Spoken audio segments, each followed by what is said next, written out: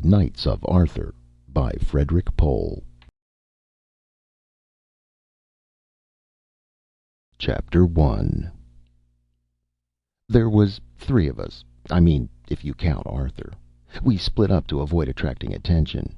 Engdahl just came in over the big bridge, but I had Arthur with me, so I had to come the long way around. When I registered at the desk, I said I was from Chicago. You know how it is. If you say you're from Philadelphia, it's like saying you're from St. Louis or Detroit. I mean, nobody lives in Philadelphia anymore. Shows how things change. A couple years ago, Philadelphia was all the fashion, but not now. And I wanted to make a good impression. I even tipped the bellboy $150. I said, "Do me a favor. I've got my baggage booby-trapped." "Natch," he said, only mildly impressed by the bill and a half, even less impressed by me. "I mean really booby-trapped, not just a burglar alarm. Besides the alarm, there's a little surprise on a short fuse. So what I want you to do, if you hear the alarm go off, is come running, right?" "And get my head blown off?"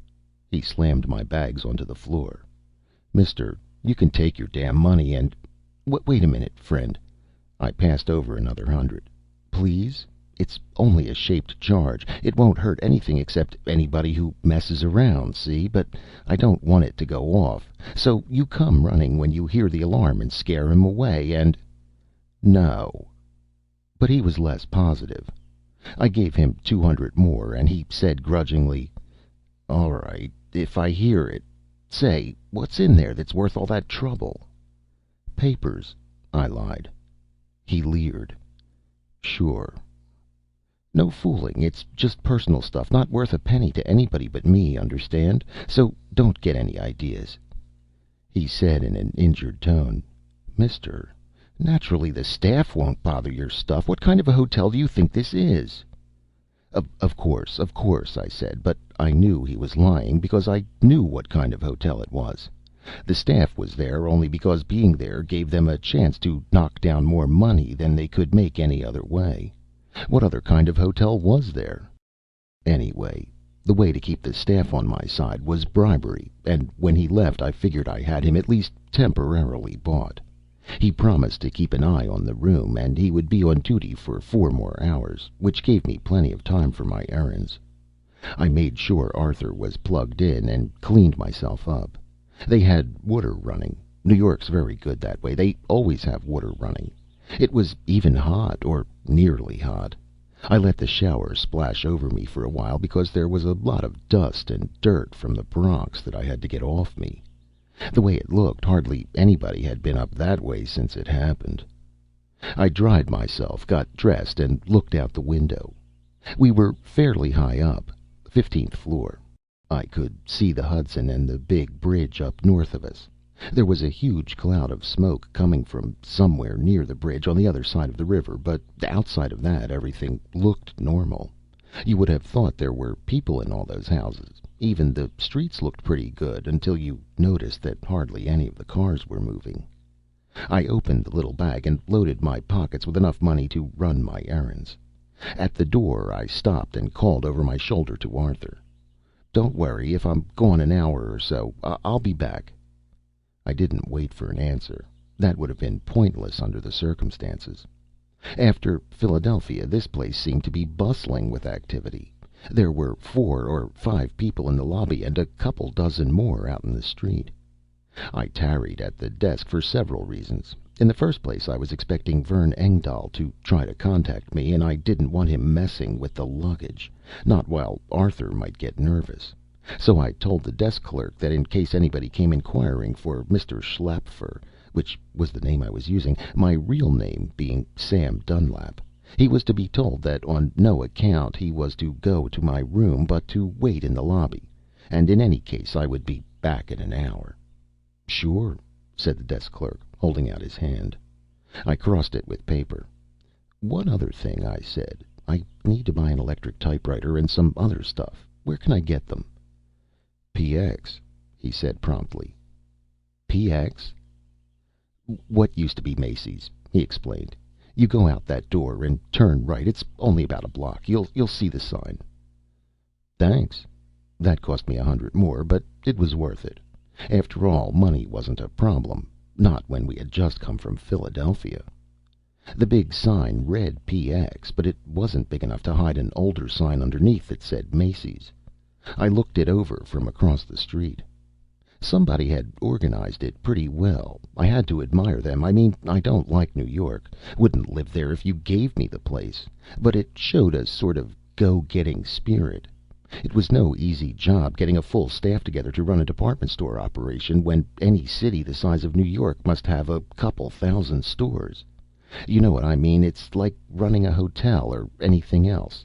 How are you going to get people to work for you when they can just as easily walk down the street, find a vacant store, and set up their own operation? But Macy's was fully manned. There was a guard at every door and a walking patrol along the block front between the entrances to make sure nobody broke in through the windows. They all wore green armbands and uniforms. Well, lots of people wore uniforms. I walked over. "Afternoon," I said affably to the guard. "I want to pick up some stuff. Typewriter, maybe a gun, you know. How do you work it here? Flat rate for all you can carry? Prices marked on everything, or what is it?" He stared at me suspiciously. He was a monster, 6 inches taller than I. He must have weighed 250 pounds. He didn't look very smart, which might explain why he was working for somebody else these days. But he was smart enough for what he had to do. He demanded, "You new in town?" I nodded. He thought for a minute. "All right, buddy. Go on in. You pick out what you want, see? We'll straighten out the price when you come out." "Fair enough." I stared past him. He grabbed me by the arm. "No tricks," he ordered. "You come out the same door you went in. Understand?" "Sure," I said, "if that's the way you want it." That figured. One way or another, either they got a commission, or like everybody else, they lived on what they could knock down. I filed that for further consideration.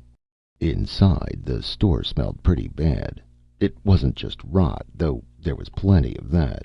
It was musty and stale and old. It was dark, or nearly. About one light in 20 was turned on in order to conserve power. Naturally, the escalators and so on weren't running at all. I passed a counter with pencils and ballpoint pens in a case. Most of them were gone. Somebody hadn't bothered to go around in back and had simply knocked the glass out, but I found one that worked and an old order pad to write on. Over by the elevators there was a store directory, so I went over and checked it, making a list of the departments worth visiting. Office supplies would be the typewriter. Garden and home was a good bet. Maybe I could find a little wheelbarrow to save carrying the typewriter in my arms. What I wanted was one of the big ones where all the keys are solenoid operated instead of the cam and roller arrangement. That was all Arthur could operate. And those things were heavy, as I knew. That was why we had ditched the old one in the Bronx. Sporting goods. That would be for a gun, if there were any left. Naturally, they were about the first to go after it happened, when everybody wanted a gun. I mean, everybody who lived through it. I thought about clothes. It was pretty hot in New York, and I decided I might as well take a look. Typewriter, clothes, gun, wheelbarrow. I made one more note on the pad. Try the tobacco counter. But I didn't have much hope for that. They had used cigarettes for currency around this area for a while, until they got enough bank vaults open to supply big bills. It made cigarettes scarce. I turned away and noticed for the first time that one of the elevators was stopped on the main floor. The doors were closed, but they were glass doors, and although there wasn't any light inside, I could see the elevator was full. There must have been 30 or 40 people in the car when it happened. I'd been thinking that, if nothing else, these New Yorkers were pretty neat.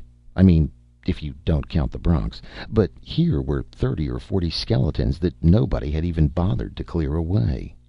You call that neat?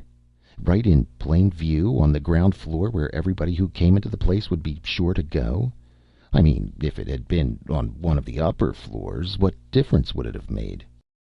I began to wish we were out of the city. But naturally, that would have to wait until we finished what we came here to do. Otherwise, what was the point in coming all the way here in the first place? The tobacco counter was bare. I got the wheelbarrow easily enough. There were plenty of those, all sizes. I picked out a nice light red and yellow one with rubber-tired wheels. I rolled it over to sporting goods on the same floor, but that didn't work out too well. I found a 30-30 with telescopic sights, only there weren't any cartridges to fit it or anything else. I took the gun anyway. Engdahl would probably have some extra ammunition. Men's clothing was a waste of time, too. I guess these New Yorkers were too lazy to do laundry, but I found the typewriter I wanted. I put the whole load into the wheelbarrow along with a couple of odds and ends that caught my eyes as I passed through housewares, and I bumped as gently as I could down the shallow steps of the motionless escalator to the ground floor. I came down the back way, and that was a mistake. It led me right past the food department. Well, I don't have to tell you what that was like, with all the exploded cans and the rats as big as poodles, but I found some cologne and soaked a handkerchief in it, and with that over my nose and some fast footwork for the rats, I managed to get to one of the doors. It wasn't the one I had come in, but that was all right. I sized up the guard. He looked smart enough for a little bargaining, but not too smart. And if I didn't like his price, I could always remember that I was supposed to go out the other door. I said, "Psst." When he turned around, I said rapidly, "Listen, this isn't the way I came in, but if you want to do business, it'll be the way I come out." He thought for a second, and then he smiled craftily and said, "All right, come on." Well, we haggled. The gun was the big thing. He wanted 5,000 for that, and he wouldn't come down. The wheelbarrow he was willing to let go for 500. And the typewriter, he scowled at the typewriter as though it were contagious. "What do you want that for?" he asked suspiciously. I shrugged. "Well," he scratched his head, 1,000. I shook my head. 500? I kept on shaking. All right, he grumbled. "Look, you take the other things for 6,000, including what you got in your pockets that you don't think I know about, see? And I'll throw this in. How about it?" That was fine as far as I was concerned, but just on principle I pushed him a little further. "Forget it," I said. "I'll give you 50 bills for the lot. Take it or leave it. Otherwise I'll walk right down the street to Gimbel's and—" He guffawed. "What's the matter?" I demanded. "Pal," he said, "you kill me. Stranger in town, eh? You can't go any place but here." "Why not?" "Account of there ain't any place else. See, the chief here don't like competition, so we don't have to worry about anybody taking their trade anywheres else. Like, we burned all the other places in town." That explained a couple of things. I counted out the money, loaded the stuff back in the wheelbarrow, and headed for the Stadler. But all the time I was counting and loading, I was talking to Big Brainless, and by the time I was actually on the way, I knew a little more about this chief. And that was kind of important, because he was the man we were going to have to know very well. Chapter 2. I locked the door of the hotel room. Arthur was peeping out of the suitcase at me. I said, "I'm back. I got your typewriter." He waved his eye at me. I took out the little kit of electrician's tools I carried, tipped the typewriter on its back, and began sorting out leads. I cut them free from the keyboard, soldered on a ground wire, and began taping the leads to the strands of a yard of 40-ply multiplex cable. It was a slow and dull job. I didn't have to worry about which solenoid lead went to which strand. Arthur could sort them out. But all the same, it took an hour, pretty near, and I was getting hungry by the time I got the last connection taped. I shifted the typewriter so that both Arthur and I could see it, rolled in a sheet of paper, and hooked the cable to Arthur's receptors. Nothing happened. "Oh," I said. "Excuse me, Arthur, I forgot to plug it in." I found a wall socket. The typewriter began to hum, and then it started to rattle and type. "Dura ok uku urk mps abquab." It stopped. "Come on, Arthur," I ordered impatiently. "Sort them out, will you?" Laboriously it typed 3 exclamation points. Then for a time there was a clacking and thumping as he typed random letters, peeping out of the suitcase to see what he had typed, until the sheet I had put in was used up. I replaced it and waited as patiently as I could, smoking one of the last of my cigarettes. After 15 minutes or so, he had the hang of it pretty well. He typed, "You damn fool. Why did you leave me alone? QQ." "Oh, Arthur," I said, "use your head, will you? I couldn't carry that old typewriter of yours all the way down through the Bronx. It was getting pretty beat up. Anyway, I've only got two hands." "You louse," it rattled. "Are you trying to insult me because I don't have any QQ?" "Arthur," I said, shocked, "you know better than that." The typewriter slammed its carriage back and forth ferociously a couple of times. Then he said, "All right, Sam, you know you've got me by the throat, so you can do anything you want with me. Who cares about my feelings, anyhow?" "Please don't take that attitude," I coaxed. "Well?" "Please?" He capitulated. "All right. Say, heard anything from Engdahl? QQ?" "No." "Isn't that just like him? QQ. Can't depend on that man. He was the lousiest electrician's mate on the Sea Sprite, and he isn't much better now. Say, Sam, remember when we had to get him out of the jug in Newport News because—" I settled back and relaxed. I might as well. That was the trouble with getting Arthur a new typewriter. After a couple of days without one, he had so much garrulity stored up in his little brain, and the only person to spill it on was me. Apparently I fell asleep. Well, I mean, I must have, because I woke up. I had been dreaming I was on guard post outside the yard at Portsmouth, and it was night, and I looked up, and there was something up there, all silvery and bad. It was a missile, and that was silly, because you never see a missile. But this was a dream.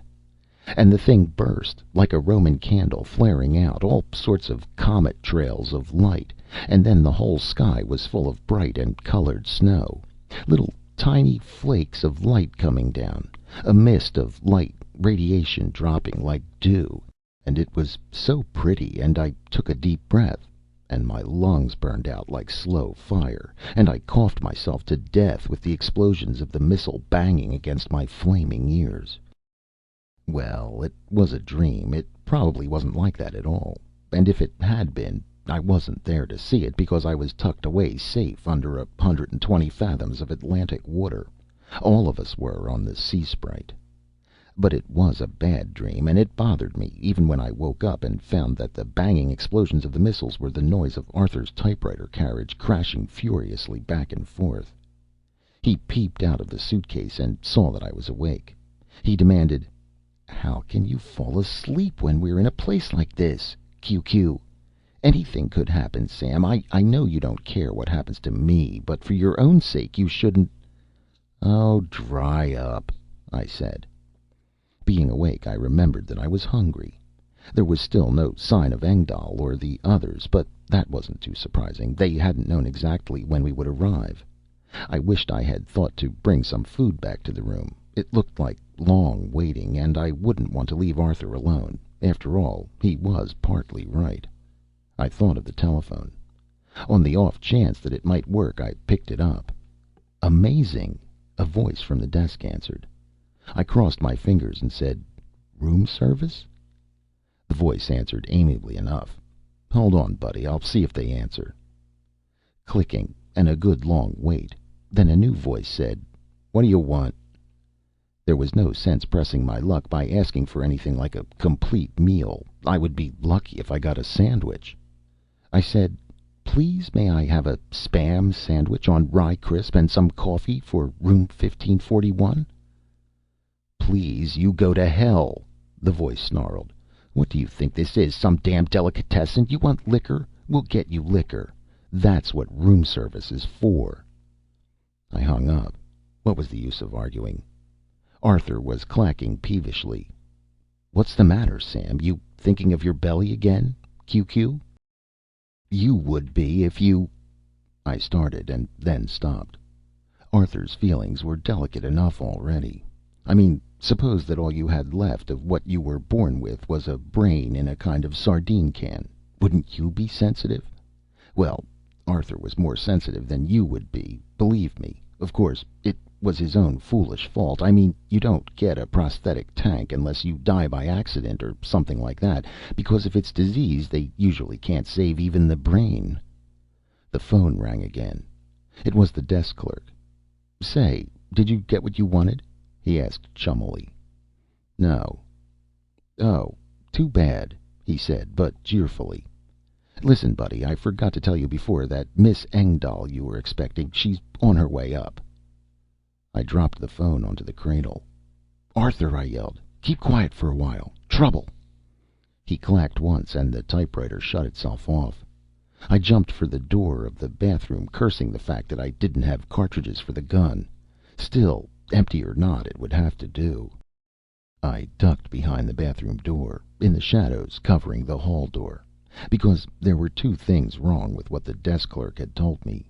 Vern Engdahl wasn't a miss to begin with, and whatever name he used when he came to call on me, it wouldn't be Vern Engdahl. There was a knock on the door. I called, "Come in." The door opened, and the girl who called herself Vern Engdahl came in slowly, looking around. I stayed quiet and out of sight until she was all the way in. She didn't seem to be armed. There wasn't anyone with her. I stepped out, holding the gun on her. Her eyes opened wide, and she seemed about to turn. "Hold it. Come on in, you. Close the door." She did. She looked as though she were expecting me. I looked her over. Medium pretty, not very tall, not very plump, not very old. I'd have guessed 20 or so, but that's not my line of work. She could have been almost any age from 17 on. The typewriter switched itself on and began to pound agitatedly. I crossed over toward her and paused to peer at what Arthur was yakking about. "Search her, you damn fool. Maybe she's got a gun." I ordered, "Shut up, Arthur. I'm going to search her. You, turn around." She shrugged and turned around, her hands in the air. Over her shoulder she said, "You're taking this all wrong, Sam. I came here to make a deal with you." Sure you did. But her knowing my name was a blow, too. I mean, what was the use of all that sneaking around if people in New York were going to know we were here? I walked up close behind her and patted what there was to pat. There didn't seem to be a gun. "You tickle," she complained. I took her pocketbook away from her and went through it. No gun. A lot of money. An awful lot of money. I mean, there must have been $200,000 or $300,000. There was nothing with a name on it in the pocketbook. She said, "Can I put my hands down, Sam?" "In a minute." I thought for a second and then decided to do it. You know, I just couldn't afford to take chances. I cleared my throat and ordered, "Take off your clothes." Her head jerked around and she stared at me. "What?" "Take them off. You heard me." "Now, wait a minute," she began dangerously. I said, "Do what I tell you, hear? How do I know you haven't got a knife tucked away?" She clenched her teeth. "Why, you dirty little man. What do you think?" Then she shrugged. She looked at me with contempt and said, "All right. What's the difference?" Well, there was a considerable difference. She began to unzip and unbutton and wriggle, and pretty soon she was standing there in her underwear, looking at me as though I were a two-headed worm. It was interesting, but kind of embarrassing. I could see Arthur's eye stalk waving excitedly out of the open suitcase. I picked up her skirt and blouse and shook them. I could feel myself blushing, and there didn't seem to be anything in them. I growled, "Okay, I guess that's enough. You can put your clothes back on now." "Gee, thanks," she said. She looked at me thoughtfully and then shook her head as if she'd never seen anything like me before and never hoped to again. Without another word, she began to get back into her clothes. I had to admire her poise. I mean, she was perfectly calm about the whole thing. You'd have thought she was used to taking her clothes off in front of strange men. Well, for that matter, maybe she was, but it wasn't any of my business. Arthur was clacking distractedly, but I didn't pay any attention to him. I demanded, "All right, now who are you and what do you want?" She pulled up a stocking and said, "You couldn't have asked me that in the first place, could you? I'm Vern Eng—" "Cut it out." She stared at me. "I was only going to say Vern Engdahl's partner. We've got a little business deal cooking, and I wanted to talk to you about this proposition." Arthur squawked. "What's Engdahl up to now? QQ. Sam, I'm warning you, I don't like the look of this. This woman and Engdahl are probably double-crossing us." I said, "All right, Arthur, relax. I'm taking care of things. Now start over. What's your name?" She finished putting on her shoe and stood up. "Amy." "Last name?" She shrugged and fished in her purse for a cigarette. "What does it matter? Mind if I sit down?" "Go ahead," I rumbled, "but don't stop talking." "Oh," she said, "we've got plenty of time to straighten things out." She lit the cigarette and walked over to the chair by the window. On the way, she gave the luggage a good long look. Arthur's eye stalk cowered back into the suitcase as she came close. She winked at me, grinned, bent down, and peered inside. "My," she said. "He's a nice shiny one, isn't he?" The typewriter began to clatter frantically. I didn't even bother to look. I told him, "Arthur, if you can't keep quiet, you have to expect people to know you're there." She sat down and crossed her legs. "Now then," she said. "Frankly, he's what I came to see you about. Vern told me you had a pros. I want to buy it." The typewriter thrashed its carriage back and forth furiously. "Arthur isn't for sale." "No?" She leaned back. "Vern's already sold me his interest, you know. And you don't really have any choice. You see, I'm in charge of material procurement for the Major. If you want to sell your share, fine. If you don't, why, we requisition it anyhow. Do you follow?" I was getting irritated at Vern Engdahl for whatever the hell he thought he was doing, but at her because she was handy. I shook my head. $50,000. I mean, for your interest." "No." 75? "No." "Oh, come on now. 100,000?" It wasn't going to make any impression on her, but I tried to explain. "Arthur's a friend of mine. He isn't for sale." She shook her head. "What's the matter with you? Engdahl wasn't like this. He sold his interest for 40,000 and was glad to get it." Clatter, clatter, clatter from Arthur. I didn't blame him for having hurt feelings that time. Amy said in a discouraged tone, "Why can't people be reasonable?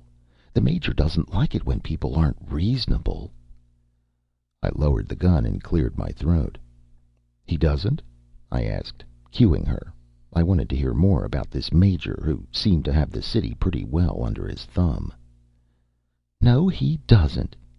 She shook her head sorrowfully. She said in an accusing voice, "You out-of-towners don't know what it's like to try to run a city the size of New York.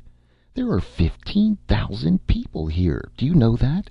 It isn't one of your hick towns, and it's worry, worry, worry all the time, trying to keep things going." "I bet," I said sympathetically. "You're, pretty close to the Major?" She said stiffly, "I'm not married to him, if that's what you mean, though I've had my chances. But you see how it is. 15,000 people to run a place the size of New York. It's 40 men to operate the power station, and 25 on the PX, and 30 on the hotel here. And then there are the local groceries, and the Army, and the Coast Guard, and the Air Force, though really that's only 2 men, and, well, you get the picture." "I certainly do. Look, what kind of guy is the Major?" She shrugged. "A guy." "I mean, what does he like?" "Women, mostly," she said, her expression clouded. "Come on now, what about it?" I stalled. "What do you want Arthur for?" She gave me a disgusted look. What do you think? To relieve the manpower shortage, naturally. There's more work than there are men. Now, if the Major could just get a hold of a couple of prosthetics like this thing here, why, he could put them in the big installations. This one used to be an engineer or something, Vern said. Well, like an engineer. Amy shrugged. So why couldn't we connect him up with the power station? It's been done. The Major knows that. He was in the Pentagon when they switched all the aircraft warning net over from computer to prosthetic control. So why couldn't we do the same thing with our power station and release 40 men for other assignments? This thing could work night and day, Sundays. What's the difference when you're just a brain in a sardine can? Clatter, rattle, bang. She looked startled. Oh, I forgot he was listening. No deal, I said. She said, $150,000? $150,000. I considered that for a while. Arthur clattered warningly. Well, I temporized, I'd have to be sure he was getting into good hands. The typewriter thrashed wildly. The sheet of paper fluttered out of the carriage. He'd used it up. Automatically, I picked it up. It was covered with imprecations, self-pity, and threats, and started to put a new one in. No, I said, bending over the typewriter. I guess I couldn't sell him. It just wouldn't be right. That was my mistake.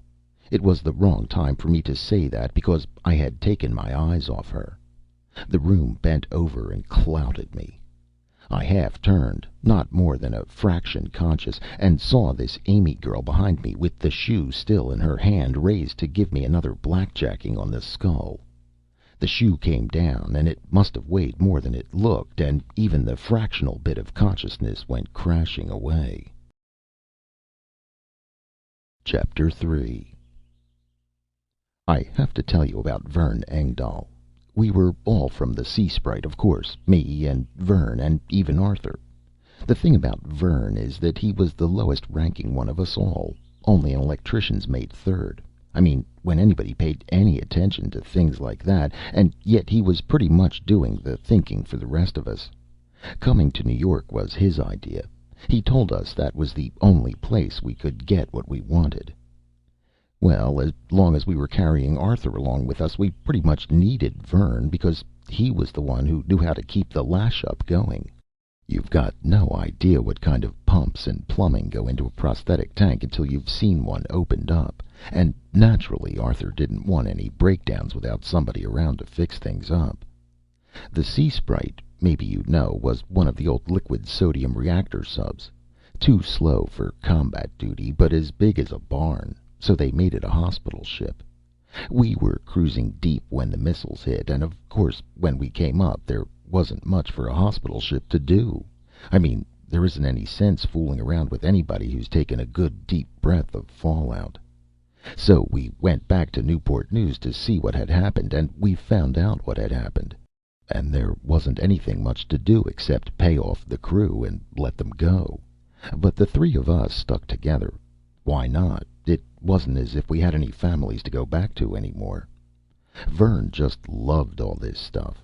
He'd been an Eagle Scout. Maybe that had something to do with it, and he showed us how to boil drinking water and forage in the woods and all like that, because nobody in his right mind wanted to go near any kind of town until the cold weather set in anyway.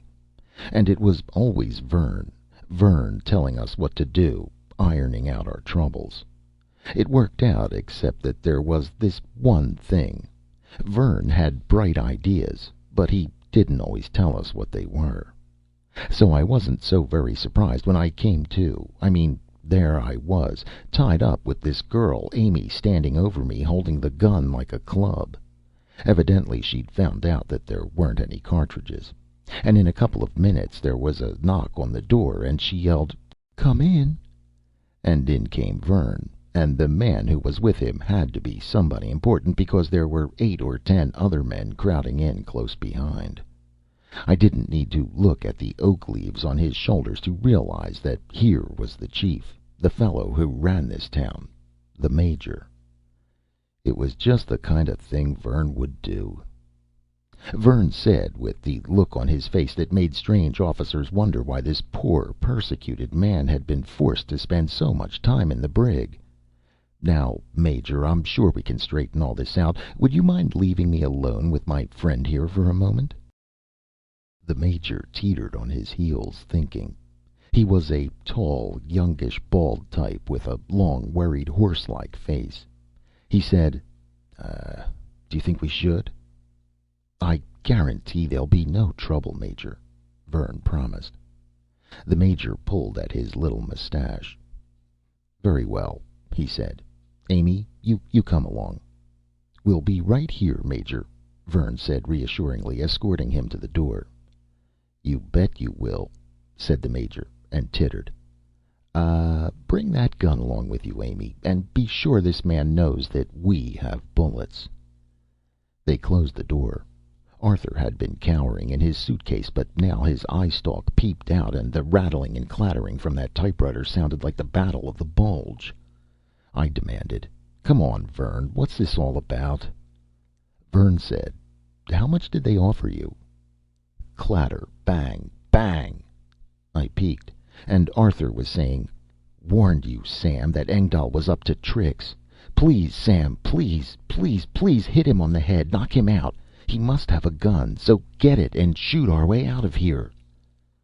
$150,000, I said. Vern looked outraged. "I only got 40." Arthur clattered. "Vern, I appeal to your common decency. We're old shipmates, Vern. Remember all the times I—" "Still," Vern mused, "it's all common funds anyway, right? Arthur belongs to both of us." "I don't, repeat, don't belong to anybody but me." "That's true," I said grudgingly, "but I carried him, remember?" "Sam, what's the matter with you? QQ, I don't like the expression on your face. Listen, Sam, you aren't—" Vern said, "150,000, remember." "Thinking of selling—" "And of course we couldn't get out of here," Vern pointed out. "They've got us surrounded." "Me to these rats, QQ. Sam, Vern, please don't scare me." I said, pointing to the fluttering paper in the rattling machine, "You're worrying our friend." Vern shrugged impatiently. "I knew I shouldn't have trusted you," Arthur wept. "That's all I mean to you, eh?" Vern said, "Well, Sam, let's take the cash and get this thing over with. After all, he will have the best of treatment." It was a little like selling your sister into white slavery, but what else was there to do? Besides, I kind of trusted Vern. "All right," I said. What Arthur said nearly scorched the paper. Vern helped pack Arthur up for moving. I mean, it was just a matter of pulling the plugs out and making sure he had a fresh battery, but Vern wanted to supervise it himself. Because one of the little things Vern had up his sleeve was that he had found a spot for himself on the Major's payroll. He was now the official prosthetic human maintenance department chief. The Major said to me, Dunlap, what sort of experience have you had?" "Experience?" "In the Navy. Your friend Engdahl suggested you might want to join us here." "Oh, I see what you mean." I shook my head. "Nothing that would do you any good, I'm afraid. I was a yeoman." "Yeoman?" "Like a company clerk," I explained. "I mean, I kept records and cut orders and made out reports and all like that." "Company clerk?" The eyes in the long, horsey face gleamed. "Ah, you're mistaken, Dunlap. Why, that's just what we need. Our morning reports are in foul shape. Foul. Come over to HQ. Lieutenant Bankhead will give you a lift." "Lieutenant Bankhead?" I got an elbow in my ribs for that. It was that girl, Amy, standing alongside me. "I," she said, "am Lieutenant Bankhead." Well, I went along with her, leaving Engdahl and Arthur behind, but I must admit I wasn't sure of my reception. Out in front of the hotel was a whole fleet of cars, 3 or 4 of them at least. There was a big old Cadillac that looked like a gangster's car. Thick glass in the windows, tires that looked like they belonged on a truck. I was willing to bet it was bulletproof, and also that it belonged to the Major. I was right both times. There was a little MG with the top down and a couple of light trucks. Every one of them was painted bright orange, and every one of them had the star and bar of the good old United States Army on its side. It took me back to old times, all but the unmilitary color. Amy led me to the MG and pointed. "Sit," she said. I sat. She got in the other side, and we were off. It was a little uncomfortable on account of I wasn't just sure whether I ought to apologize for making her take her clothes off, and then she tramped on the gas of that little car, and I didn't think much about being embarrassed or about her black lace lingerie. I was only thinking about one thing: how to stay alive long enough to get out of that car. Chapter 4. See, what we really wanted was an ocean liner. The rest of us probably could have been happy enough to stay in Lehigh County, but Arthur was getting restless. He was a terrible responsibility in a way. I suppose there were 100,000 people or so left in the country, and not more than 40 or 50 of them were like Arthur. I mean, if you want to call a man in a prosthetic tank a person. But we all did. We'd got pretty used to him. We'd shipped together in the war and survived together, as a few of the actual fighters did.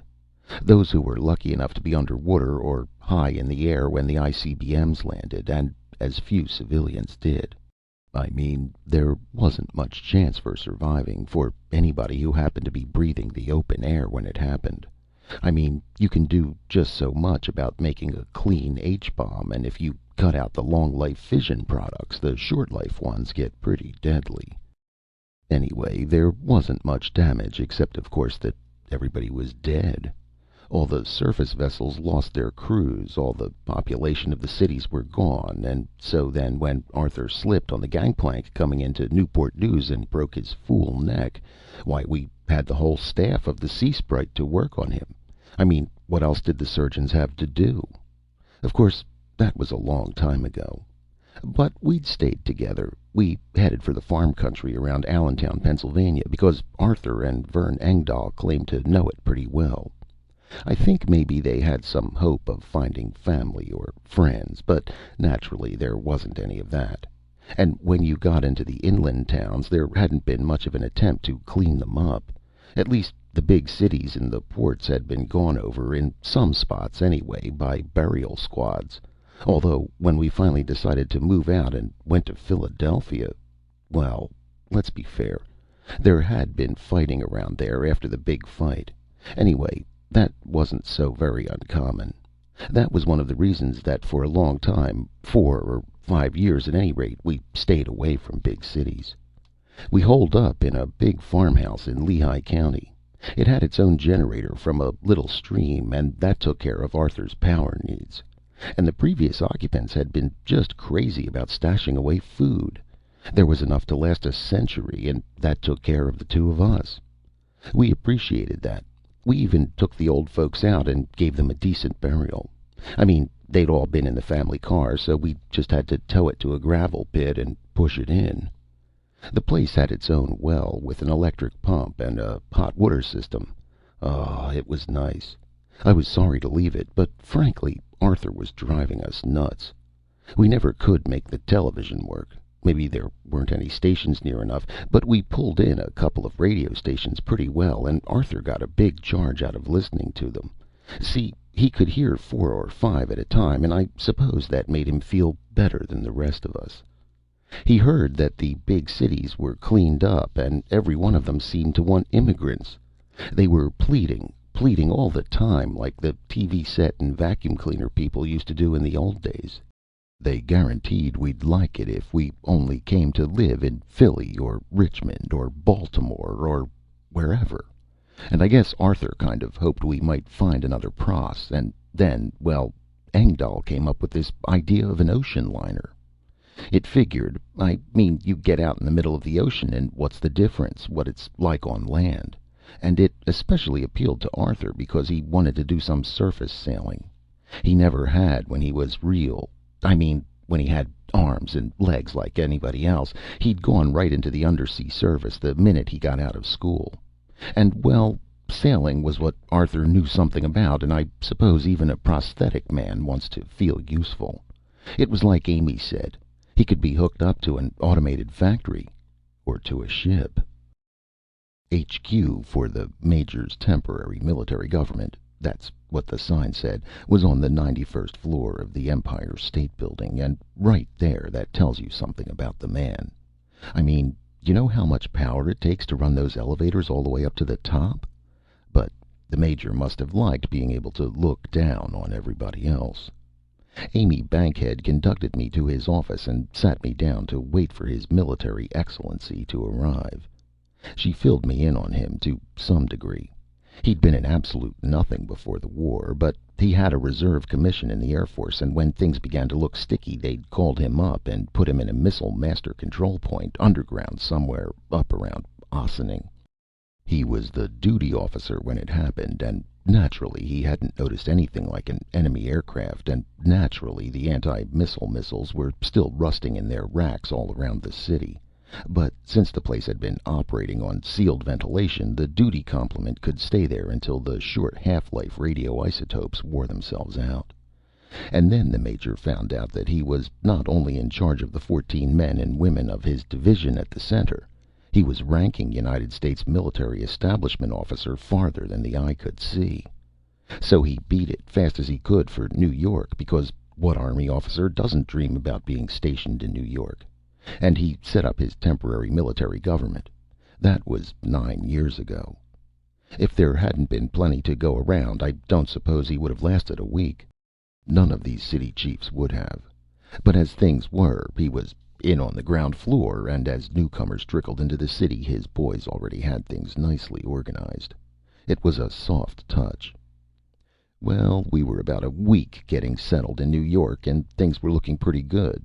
Vern calmed me down by pointing out that, after all, we had to sell Arthur, and hadn't we come out of it plenty okay? And we had. There was no doubt about it. Not only did we have a fat price for Arthur, which was useful because there were a lot of things we would have to buy, but we both had jobs working for the Major. Vern was his specialist in the care and feeding of Arthur, and I was his chief of office routine, and as such I delighted his fussy little soul, because by adding what I remembered of Navy protocol to what he was able to teach me of Army routine, we came up with as snarled a mass of red tape as any field-grade officer in the whole history of all armed forces had been able to accumulate. Oh, I tell you, nobody sneezed in New York without a report being made out in triplicate with 8 endorsements. Of course, there wasn't anybody to send them to, but that didn't stop the Major. He said with determination, "Nobody's ever going to chew me out for non-compliance with regulations, even if I have to invent the regulations myself." We set up in a bachelor apartment on Central Park South. The Major had the penthouse. The whole building had been converted to barracks, and the first chance we got, Vern snaffled some transportation, and we set out to find an ocean liner. See, the thing was that an ocean liner isn't easy to steal. I mean, we'd scouted out the lay of the land before we ever entered the city itself, and there were plenty of liners, but there wasn't one that looked like we could just jump in and sail it away. For that, we needed an organization. Since we didn't have one, the best thing to do was borrow the Major's. Vern turned up with Amy Bankhead's MG, and he also turned up with Amy. I can't say I was displeased, because I was beginning to like the girl. But did you ever try to ride 3 people in the seats of an MG? Well, the way to do it is by having one passenger sit in the other passenger's lap, which would have been all right, except that Amy insisted on driving. We headed downtown and over to the West Side. The Major's topographical section, one former billboard artist, had prepared road maps with little red ink X's marking the streets that were blocked, which was most of the streets. But we charted a course that would take us where we wanted to go. 34th Street was open, and so was Fifth Avenue, all of its length. So we scooted down Fifth, crossed over, and got under the elevated highway and whined along uptown toward the 50s. "There's one!" cried Amy, pointing. I was on Vern's lap, so I was making the notes. It was a fruit company combination freighter passenger vessel. I looked at Vern, and Vern shrugged as best he could, so I wrote it down, but it wasn't exactly what we wanted. No, not by a long shot.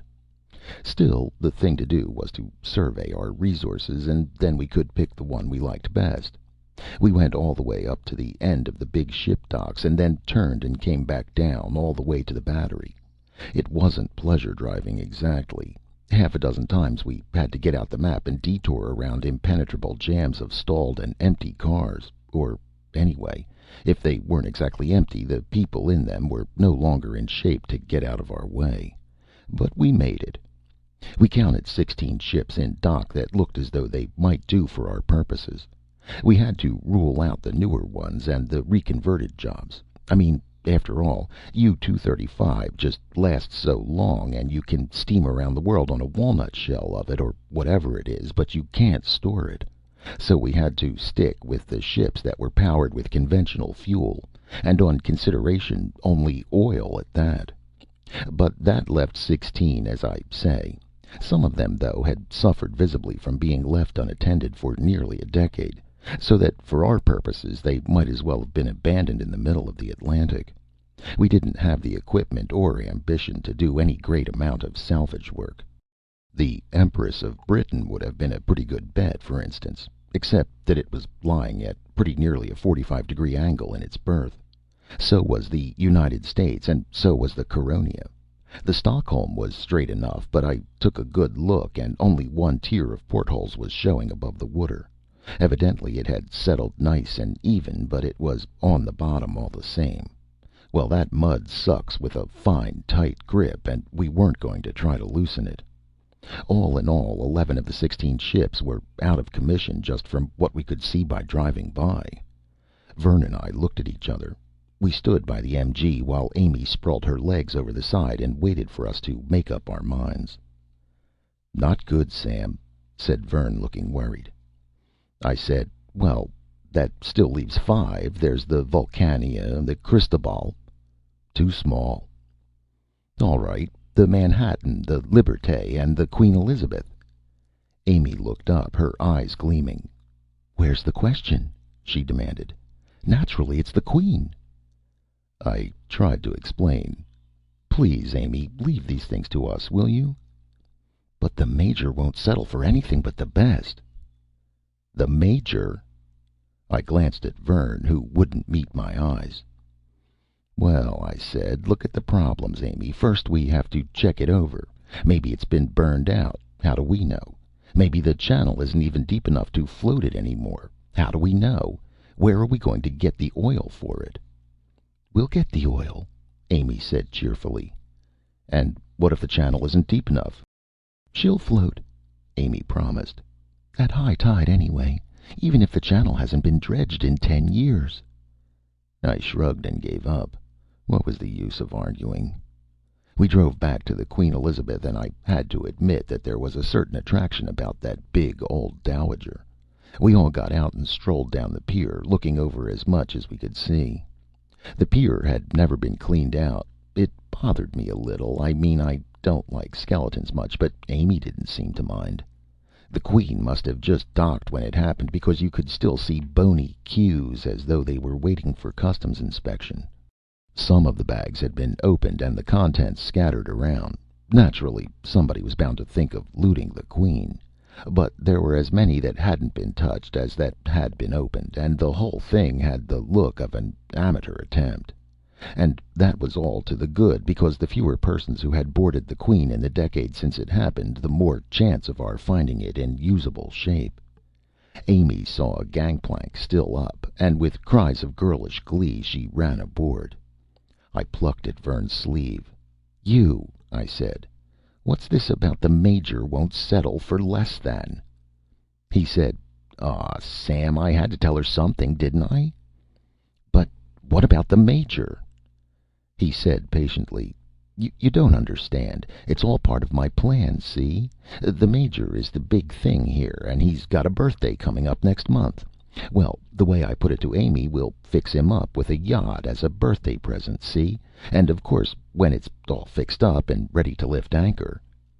I said doubtfully, "That's the hard way, Vern. Why couldn't we just sort of get steam up and take off?" He shook his head. "That is the hard way. This way we'll get all the help and supplies we need. Understand?" I shrugged. That was the way it was, so what was the use of arguing? But there was one thing more on my mind. I said, "How come Amy's so interested in making the Major happy?" Vern chortled. "Jealous, eh?" "I asked a question." "Calm down, boy. It's just that he's in charge of things here, so naturally she wants to keep in good with him." I scowled. "I keep hearing stories about how the Major's chief interest in life is women. You sure she isn't ambitious to be one of them?" He said, "The reason she wants to keep him happy is so she won't be one of them." Chapter 5. The name of the place was Bayonne. Vern said, "One of them's got to have oil, Sam. It has to." "Sure," I said. "There's no question about it. Look, this is where the tankers came to discharge oil. They'd come in here, pump the oil into the refinery tanks, and—" "Vern," I said, "let's look, shall we?" He shrugged, and we hopped off the little outboard motorboat onto a landing stage. The tankers towered over us, rusty and screeching as the waves rubbed them against one another. There were 50 of them there at least, and we poked around them for hours. The hatches were rusted shut and unmanageable, but you could tell a lot by sniffing. Gasoline odor was out, smell of seaweed and dead fish was out, but the heavy, rank smell of fuel oil, that was what we were sniffing for. Crews had been aboard these ships when the missiles came, and crews were still aboard. Beyond the two-part superstructures of the tankers, the skyline of New York was visible. I looked up, sweating, and saw the Empire State Building, and imagined Amy up there looking out toward us. She knew we were here. It was her idea. She had scrounged up a naval engineer, or what she called a naval engineer. He had once been a stoker on a ferryboat. But he claimed he knew what he was talking about when he said the only thing the Queen needed to make her go was oil. And so we left him aboard to tinker and polish with a couple of helpers Amy detached from the police force, and we tackled the oil problem. Which meant Bayonne, which was where we were. It had to be a tanker with at least a fair portion of its cargo intact, because the Queen was a thirsty creature, drinking fuel not by the shot or gallon, but by the ton. "Sam! Sam Dunlap!" I looked up, startled. 5 ships away, across the U of the mooring, Vern Engdahl was bellowing at me through cupped hands. "I found it!" he shouted. "Oil! Lots of oil! Come look!" I clasped my hands over my head and looked around. It was a long way around to the tanker Vern was on, hopping from deck to deck, detouring around open stretches. I shouted, "I'll get the boat." He waved and climbed up on the rail of the ship, his feet dangling over, looking supremely happy and pleased with himself. He lit a cigarette, leaned back against the upward sweep of the rail, and waited. It took me a little time to get back to the boat, and a little more time than that to get the damn motor started. "Vern, let's not take that lousy little 12 horsepower, Sam," he'd said reasonably. "The 25's more what we need."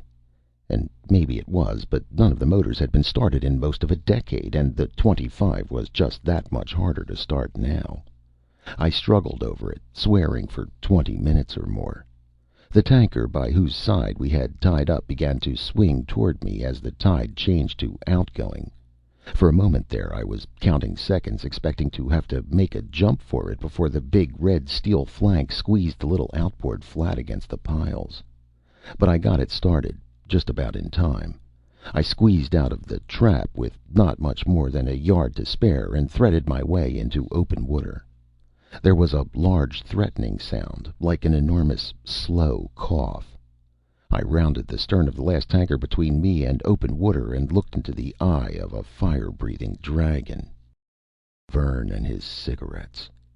The tanker was loose and ablaze, bearing down on me with the slow drift of the ebbing tide. From the hatches on the forward deck, two fountains of fire spurted up and out like enormous nostrils spouting flame. The hawsers had been burned through. The ship was adrift. I was in its path.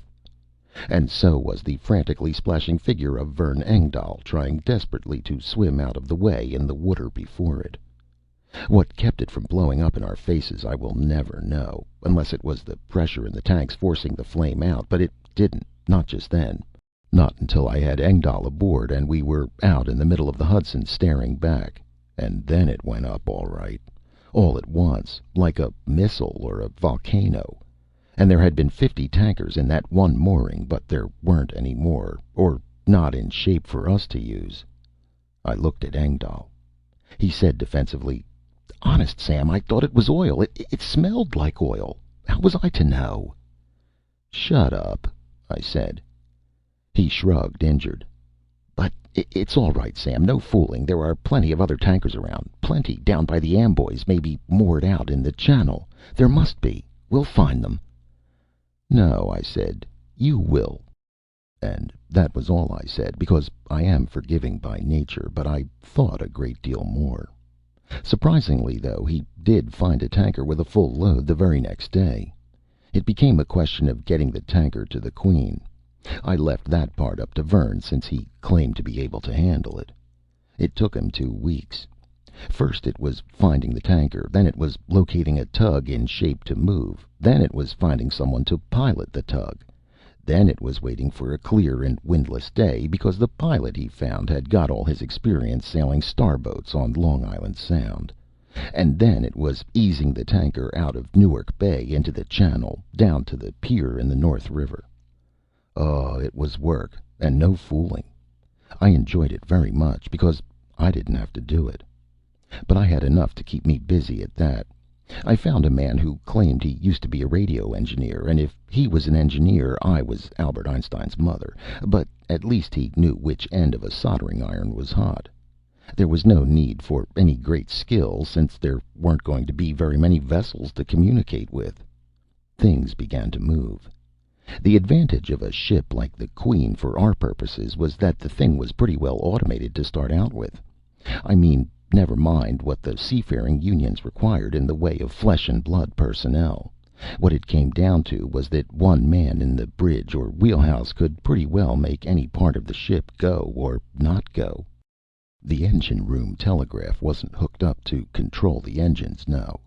But the wiring diagram needed only a few little changes to the same effect, because where in the original concept a human being would take a look at the repeater down in the engine room, nod wisely, and push a button that would make the engine stop, start, or whatever, why, all we had to do was cut out the middleman, so to speak.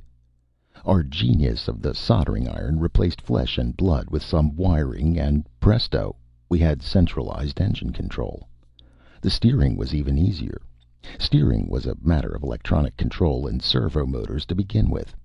Windjammers in the old movies might have a man lashed to the wheel whose muscle power turned the rudder, but believe me, a big superliner doesn't. The rudders weigh as much as any old windjammer ever did from stem to stern. You have to have motors to turn them, and it was only a matter of getting out the old soldering iron again. By the time we were through, we had every operational facility of the Queen hooked up to a single panel on the bridge. Engdahl showed up with the oil tanker just about the time we got the wiring complete. We rigged up a pump and filled the bunkers till they were topped full. We guessed, out of hope and ignorance, that there was enough in there to take us half a dozen times around the world at normal cruising speed, and maybe there was. Anyway, it didn't matter, for surely we had enough to take us anywhere we wanted to go, and then there would be more. We crossed our fingers, turned our ex-ferry stoker loose, pushed a button. Smoke came out of the stacks. The antique screws began to turn over. Astern, a sort of hump of muddy water appeared. The Queen quivered underfoot. The mooring hawsers creaked and sang. "Turn her off!" screamed Engdahl. "She's headed for Times Square." Well, that was an exaggeration, but not much of one, and there wasn't any sense in stirring up the bottom mud. I pushed buttons and the screws stopped. I pushed another button and the big engines quietly shut themselves off, and in a few moments the stacks stopped puffing their black smoke. The ship was alive. Solemnly, Engdahl and I shook hands. We had the thing licked. All, that is, except for the one small problem of Arthur. The thing about Arthur was they had put him to work.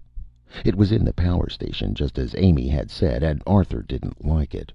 The fact that he didn't like it was a splendid reason for staying away from there, but I let my kind heart overrule my good sense and paid him a visit. It was way over on the east side, miles and miles from any civilized area. I borrowed Amy's MG and borrowed Amy to go with it, and the two of us packed a picnic lunch and set out. There were reports of deer on Avenue A, so I brought a rifle, but we never saw one. And if you want my opinion, those reports were nothing but wishful thinking. I mean, if people couldn't survive, how could deer? We finally threaded our way through the clogged streets and parked in front of the power station. "There's supposed to be a guard," Amy said doubtfully. I looked. I looked pretty carefully, because if there was a guard, I wanted to see him. The Major's orders were that vital defense installations, such as the power station, the PX, and his own barracks building, were to be guarded against trespassers on a shoot-on-sight basis, and I wanted to make sure that the guard knew we were privileged persons with passes signed by the Major's own hand. But we couldn't find him, so we walked in through the big door, peered around, listened for the sounds of machinery, and walked in that direction. And then we found him. He was asleep. Amy, looking indignant, shook him awake. "Is that how you guard military property?" She scowled. "Don't you know the penalty for sleeping at your post?" The guard said something irritable and unhappy. I got her off his back with some difficulty, and we located Arthur. Picture a shiny 4-gallon tomato can with the label stripped off, hanging by wire from the flashing light panels of an electric computer. That was Arthur. The shiny metal cylinder was his prosthetic tank. The wires were the leads that served him for fingers, ears, and mouth. The glittering panel was the control center for the Consolidated Edison East Side Power Plant number 1. "Hi, Arthur," I said, and a sudden ear-splitting thunderous hiss was his way of telling me that he knew I was there. I didn't know exactly what it was he was trying to say, and I didn't want to.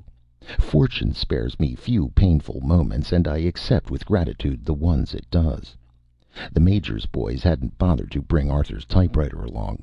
I mean, who cares what a generator governor has to offer in the way of conversation? So all he could do was blow off steam from the distant boilers. Well, not quite all. Light flashed. A bucket conveyor began crashingly to dump loads of coal, and an alarm gong began to pound. "Please, Arthur," I begged. "Shut up a minute and listen, will you?" More lights. The gong rapped half a dozen times sharply and stopped. I said, "Arthur, you've got to trust Vern and me. We have this thing figured out now. We've got the Queen Elizabeth." A shattering hiss of steam, meaning delight this time, I thought, or anyway hoped. "And it's only a question of time until we can carry out the plan. Vern says to apologize for not looking in on you." Hiss. "But he's been busy, and after all, you know it's more important to get everything ready so you can get out of this place, right?" "Psst," said Amy. She nodded briefly past my shoulder. I looked, and there was the guard, looking sleepy and surly and definitely suspicious. I said heartily, "So, as soon as I fix it up with the Major, we'll arrange for something better for you. Meanwhile, Arthur, you're doing a capital job, and I want you to know that all of us loyal New York citizens and public servants deeply appreciate—" Thundering crashes, bangs, gongs, hisses, and the scream of a steam whistle he'd found somewhere. Arthur was mad. "So long, Arthur," I said, and we got out of there, just barely in time. At the door we found that Arthur had reversed the coal scoops, and a growing mound of it was pouring into the street where we'd left the MG parked. We got the car started just as the heap was beginning to reach the bumpers, and at that the paint would never again be the same. Oh, yes, he was mad. I could only hope that in the long run he would forgive us, since we were acting for his best interests after all. Anyway, I thought we were. Still, things worked out pretty well, especially between Amy and me. Engdahl had the theory that she had been dodging the Major so long that anybody looked good to her, which was hardly flattering, but she and I were getting along right well. She said worriedly, "The only thing, Sam, is that frankly the Major has just about made up his mind that he wants to marry me." "He is married," I yelped. "Naturally he's married. He's married to, so far, 109 women. He's been hitting off a marriage a month for a good many years now, and to tell you the truth, I think he's got the habit. Anyway, he's got his eye on me." I demanded jealously, "Has he said anything?" She picked a sheet of onion skin paper out of her bag and handed it to me. It was marked "Top Secret," and it really was, because it hadn't gone through his regular office. I knew that because I was his regular office. It was only 2 lines of text, and sloppily typed at that. "Lieutenant Amy Bankhead will report to HQ at 1700 hours, 1 July, to carry out orders of the commanding officer." The 1st of July was only a week away. I handed the orders back to her. "And the orders of the commanding officer will be?" I wanted to know. She nodded. "You guessed it." I said, "We'll have to work fast." On the 30th of June, we invited the Major to come aboard his palatial new yacht. Thank you," he said gratefully. "A surprise? For my birthday? Ah, you loyal members of my command make up for all that I've lost. All of it." He nearly wept.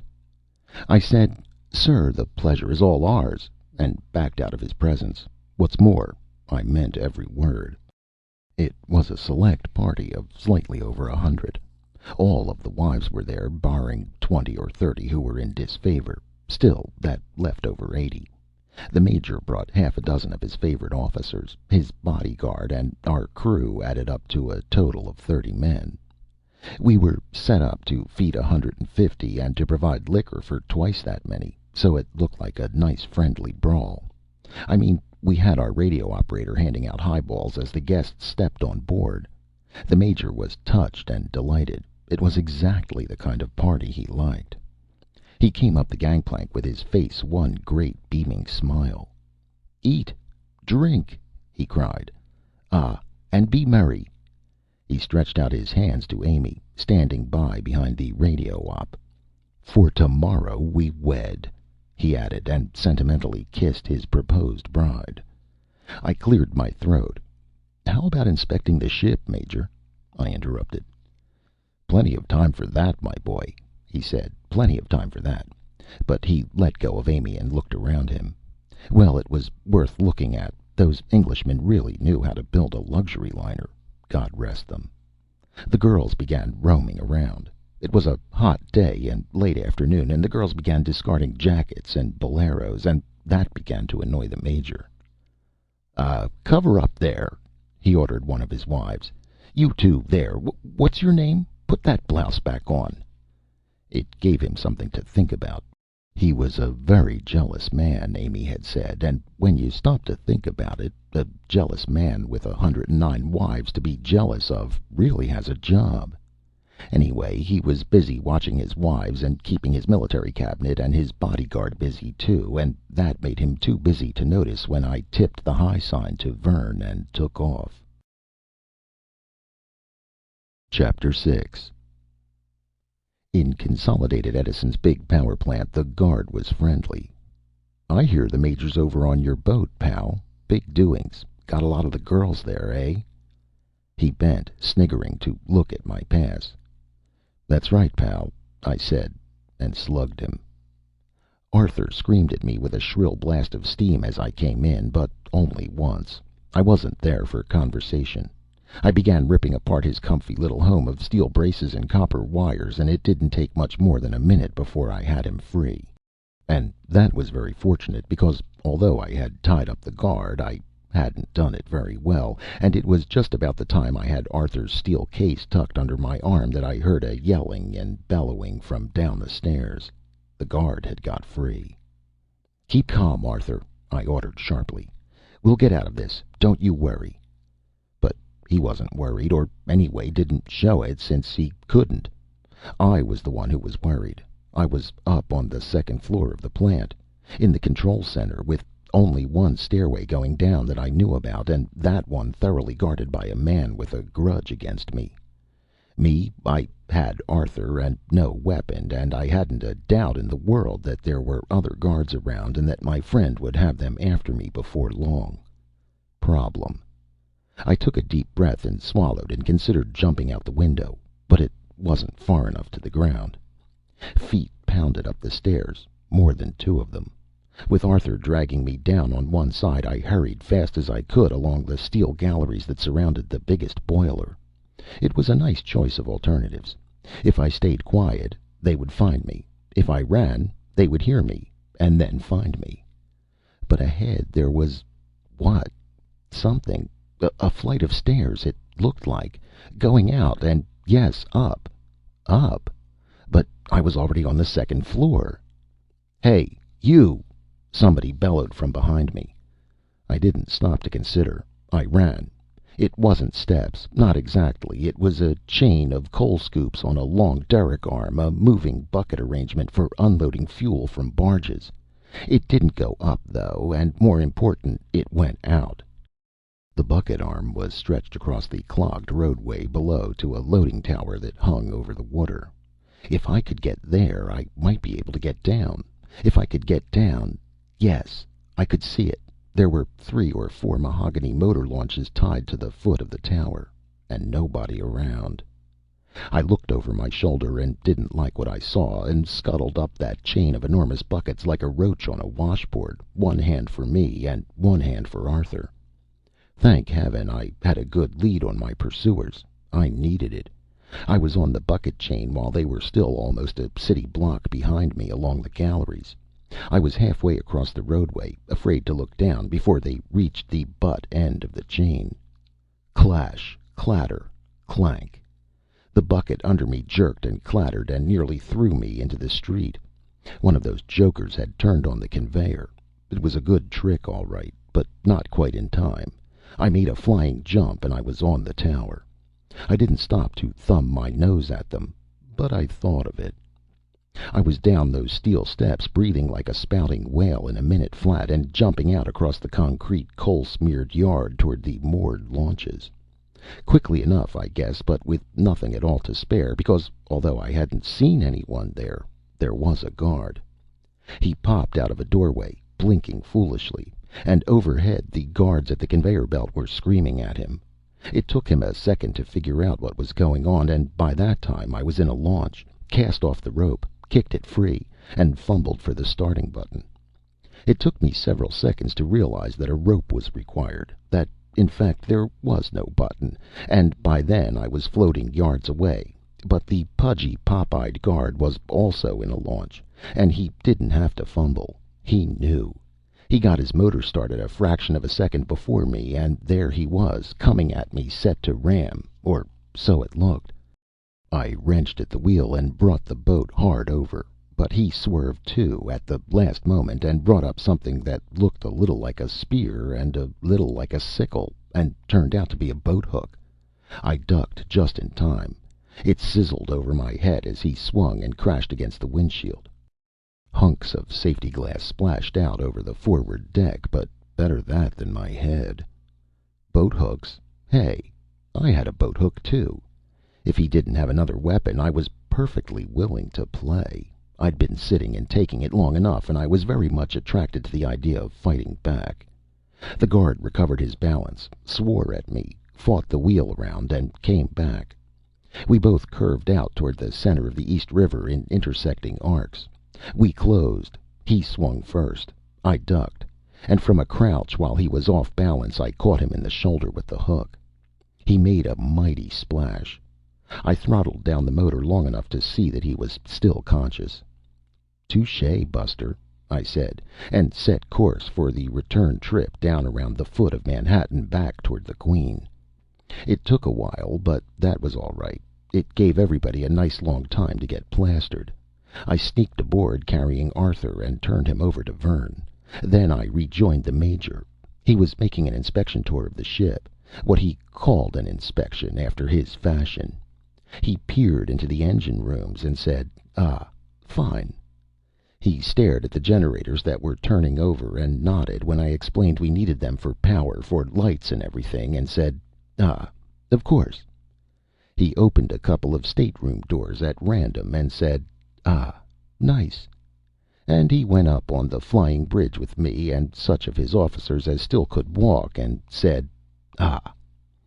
Then he said in a totally different tone, "What the devil's the matter over there?" He was staring east through the muggy haze. I saw right away what it was that was bothering him.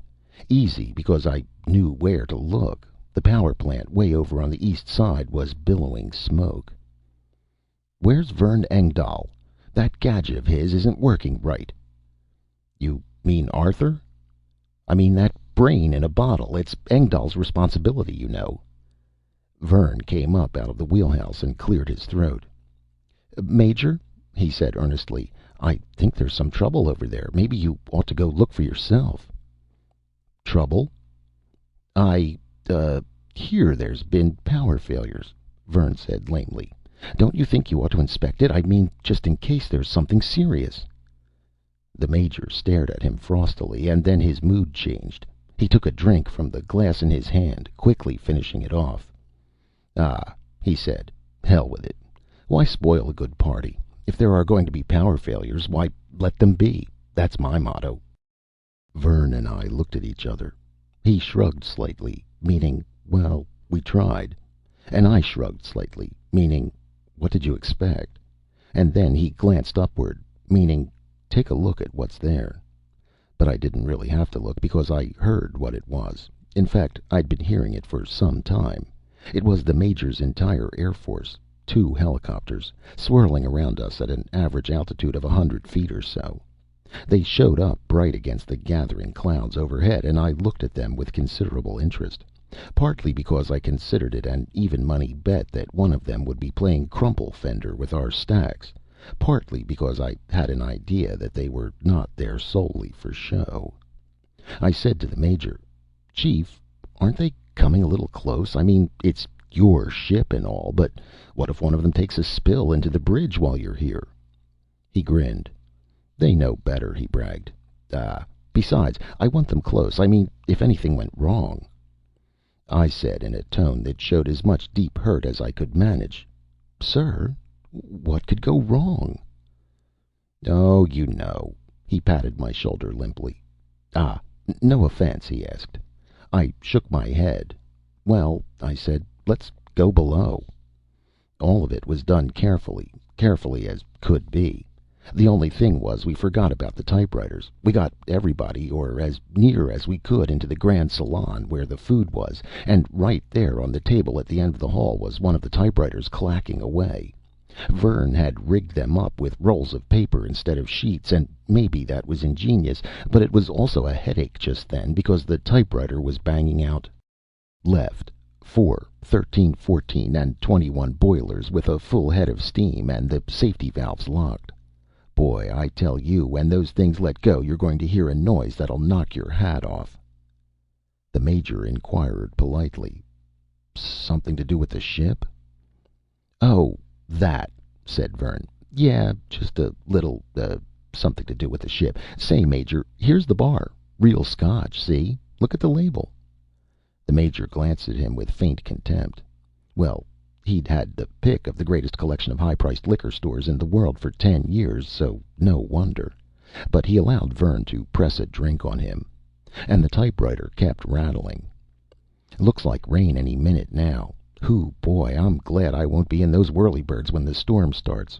Say, Vern, why don't you ever answer me? QQ. Isn't it about time to take off? XXX. I mean, get underway. QQ." Some of the clerks, typists, domestic personnel, and others, that was the way they were listed on the TO. It was only a coincidence that the Major had married them all, were staring at the typewriter. "Drinks!" Vern called nervously. "Come on, girls, drinks!" The Major poured himself a stiff shot and asked, "What is that thing? A teletype or something?" "That's right," Vern said, trailing after him as the Major wandered over to inspect it. "I give these boilers about 10 more minutes, Sam. Well, what about it, QQ? Ready to shove off? QQ." The Major said, frowning faintly, that reminds me of something. Now, what is it?" "More scotch?" Vern cried. "Major, a little more scotch?" The Major ignored him, scowling. One of the clerk's typists said, "Honey, you know what it is? It's like that pross you had, remember? It was on our wedding night, and you'd just got it, and you kept asking it to tell you limericks." The Major snapped his fingers. "Knew I'd get it," he glowed. Then abruptly he scowled again and turned to face Vern and me. "Say," he began. I said weakly, "The boilers." The Major stared at me, then glanced out the window. "What boilers?" he demanded. "It's just a thunderstorm. Been building up all day. Now, what about this? Is that thing—" But Vern was paying him no attention. "Thunderstorm?" he yelled. "Arthur, you listening? Are the helicopters gone?" "Yes, yes, yes." "Then shove off, Arthur, shove off." The typewriter rattled and slammed madly. The Major yelled angrily, "Now listen to me, you. I'm asking you a question." But we didn't have to answer, because there was a thrumming and a throbbing underfoot, and then one of the clerk's typists screamed, "The dock!" She pointed at a porthole. "It's moving!" Well, we got out of there barely in time. And then it was up to Arthur. We had the whole ship to roam around in, and there were plenty of places to hide. They had the whole ship to search, and Arthur was the whole ship. Because it was Arthur, all right, brought in and hooked up by Vern, attained to his greatest dream and ambition. He was skipper of a superliner, and more than any skipper had ever been. The ship was his body, as the prosthetic tank had never been. The keel his belly, the screws his feet, the engines his heart and lungs, and every moving part that could be hooked into central control his many, many hands. Search for us? They were lucky if they could move at all. Fire control washed them with saltwater hoses, directed by Arthur's brain. Watertight doors, proof against sinking, locked them away from us at Arthur's whim. The big bull whistle overhead brayed like a clamoring Gabriel, and the ship's bells tinkled and clanged. Arthur backed that enormous ship out of its berth like a racing scull on the Schuylkill. The 4 giant screws lashed the water into white foam, and then the thin mud they sucked up into tan, and the ship backed, swerved, lashed the water, stopped, and staggered crazily forward. Arthur brayed at the Statue of Liberty, tooted good-bye to Staten Island, feinted a charge at Sandy Hook, and really laid back his ears and raced once we got to deep water past the moored lightship. We were off. Well, from there on it was easy. We let Arthur have his fun with the Major and the bodyguards, and by the sodden, whimpering shape they were in when they came out, it must really have been fun for them. There were just 3 of us, and only Vern and I had guns, but Arthur had the Queen Elizabeth, and that put the odds on our side. We gave the Major a choice: row back to Coney Island, we offered him a boat free of charge, or come along with us as a cabin boy. He cast one dim-eyed look at the 109 clerks typists, and at Amy, who would never be the 110th, and then he shrugged and, game loser, said, why not? I'll come along." And why not, when you come to think of it? I mean, ruling a city is nice and all that, but a sea voyage is a refreshing change. And while 109 to 1 is a respectable female-male ratio, still it must be wearing, and 80 to 30 isn't so bad either. At least, I guess that was what was in the Major's mind. I know what was in my mind. And I discovered that it was in Amy's, for the first thing she did was to march me over to the typewriter and say, "You've had it, Sam. We'll dispose with the wedding march. Just get your friend Arthur here to marry us." "Arthur?" "The captain," she said. "We're on the high seas, and he's empowered to perform marriages." Vern looked at me and shrugged, meaning, "You asked for this one, boy." And I looked at him and shrugged, meaning, "It could be worse." And indeed it could. We'd got our ship. We'd got our ship's company, because naturally there wasn't any use stealing a big ship for just a couple of us. We'd had to manage to get a sizable colony on board. That was the whole idea. The world, in fact, was ours. It could have been very much worse indeed, even though Arthur was laughing so hard as he performed the ceremony that he jammed up all his keys.